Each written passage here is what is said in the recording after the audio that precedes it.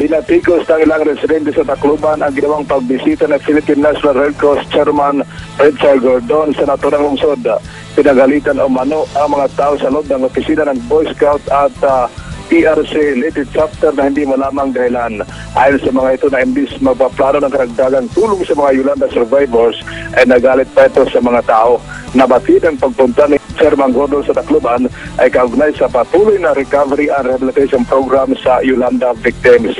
Bukod dito, pinagalitan din umano ang mga Boy Scout personnel at Red Cross sa kadahilanan na gusto ni Chairman na palayasin ang opisina ng Boy Scout na katabi lang ng Red Cross sa lungsod, nakala nito na sa kanilang lupa ang kinatatayuan ayon sa isang opisyal.